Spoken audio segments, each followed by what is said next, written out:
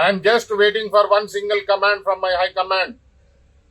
ఢిల్లీ నుండి కానీ, మా ఇన్ఛార్జ్ మీనాక్షి గారు కానీ, పిసిసి ప్రెసిడెంట్ మహేష్ గారు కానీ, మా అభిమాన నాయకుడు రేవంత్ గారు ఒక్క ఫోన్ కాల్ చేసిన తెల్లారి నుండి సంజయ్ దీని సంగతి ఏందో చూడు అని ఒక్క మాట చెప్పిన తర్వాత, బిడ్డ నువ్వు నిజామాబాద్ మీటింగులు పెట్టు, పక్కకు పెట్టు, నువ్వు నడుచుడు కానీ తిరుగుడు కానీ బాగా కష్టమైపోతుంది.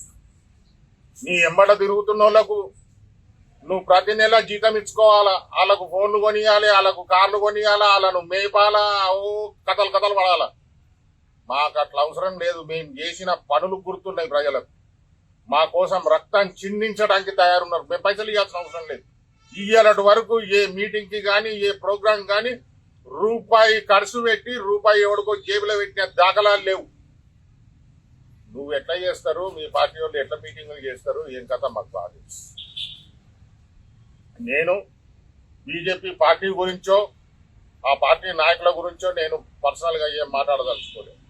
కానీ ఈ వ్యక్తి అరవింద్ అనే వ్యక్తి పర్సనల్గా వయస్సు లేదు, పదవి లేదు, ఒకరు లేరు, పెద్దలు లేరు, చిన్నలు లేరు, ఎవరిని పడితే వాళ్ళను నువ్వు సారంగా నోరు పడేసుకొని దానితోని నీకు పొలిటికల్ మెచ్యూరిటీ ఎంత ఉంది, వాట్ ఆర్ యువర్ అచీవ్మెంట్స్. నిజామాబాద్కి 2 సార్లు ఎంపీ అయినావు. మీరు చేసినటువంటి కార్యక్రమాలు ఏంటి సార్? ఒక నిరుపేదకు కష్టం వస్తే నువ్వు నిల్చొని పనిచేసింది ఎక్కడ ఉన్నది సార్? ఇప్పటికైనా ఈ బంద్ చేసుకో.